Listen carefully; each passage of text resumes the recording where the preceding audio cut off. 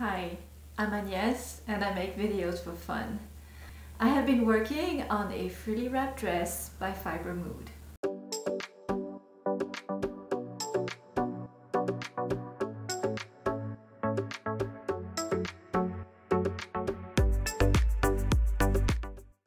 I figured out what the mystery square, which I've marked with the colored thread, is for. It marks the apex of my darts.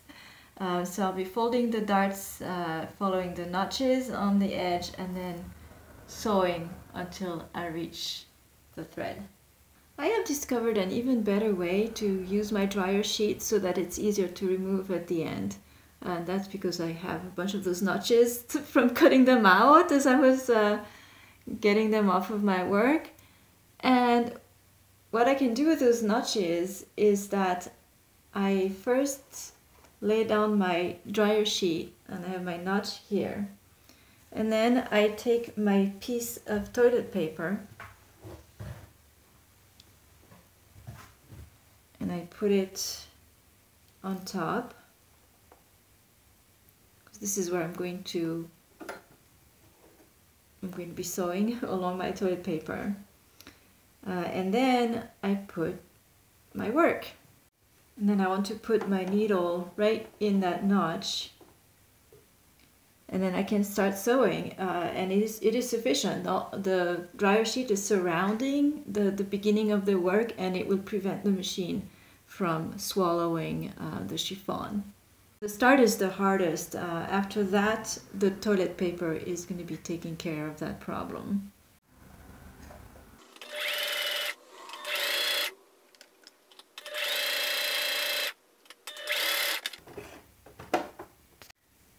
And I just finished my line of stitching, and I aimed it correctly, so the dryer sheet just falls right off because I never stitched into the dryer sheet. So all I have left to do is to remove the toilet paper, but that's a lot easier.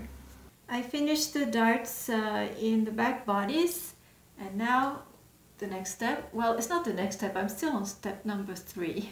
But the next thing to do is to attach the front bodies and the back bodies at the shoulders.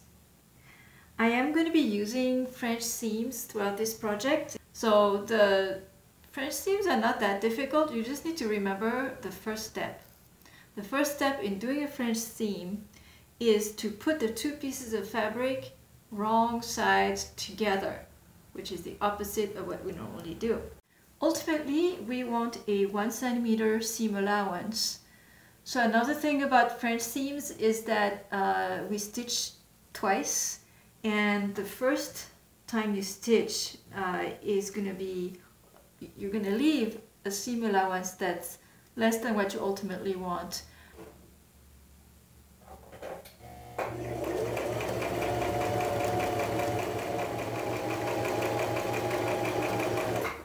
So the pieces are joined with the wrong sides facing.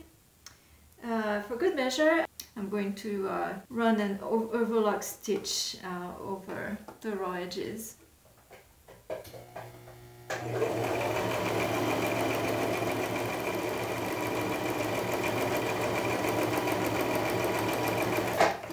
And then what you do to complete your French seam is to turn this the other way. So now turn the two pieces of fabric right side facing, and we stitch again as if we were doing a normal seam. And what I like to do is to actually press this first, and then I stitch.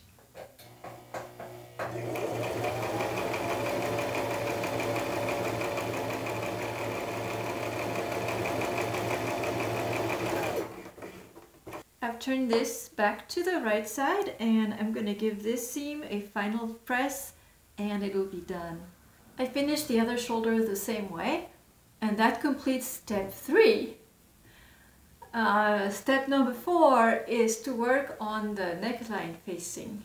I won't hide the fact that this project is moving very slowly. I've spent a couple of hours now, and I've done darts, 4 darts, and a couple seams, short seams.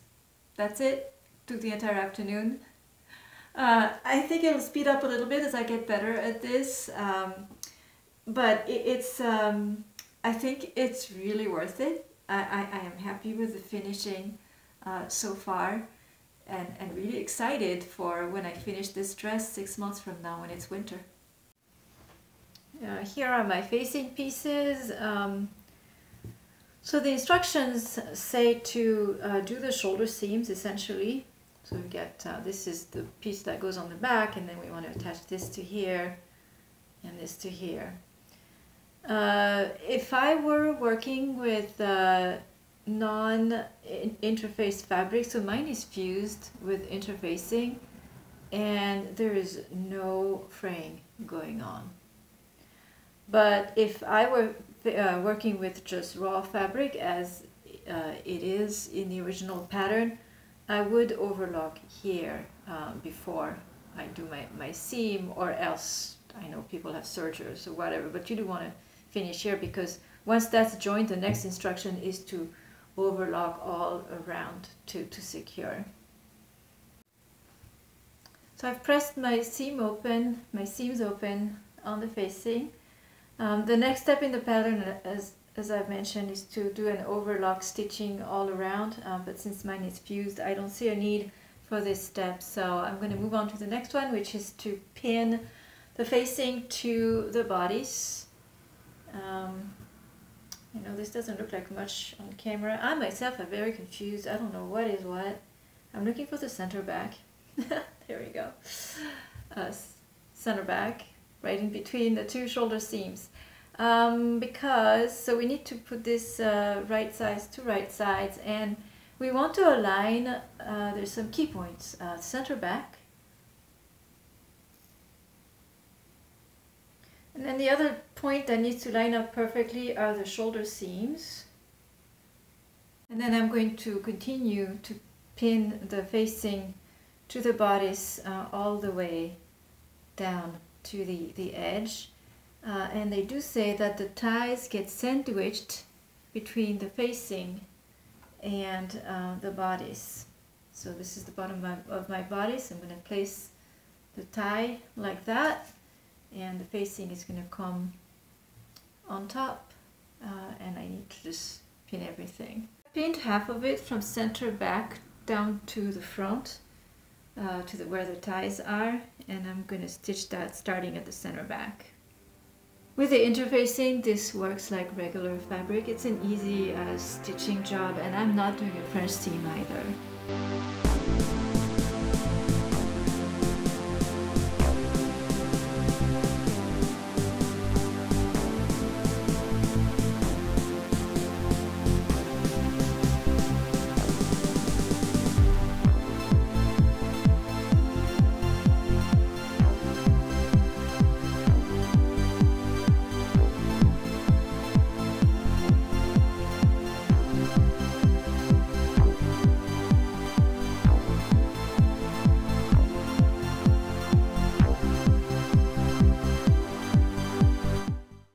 Thank you for watching.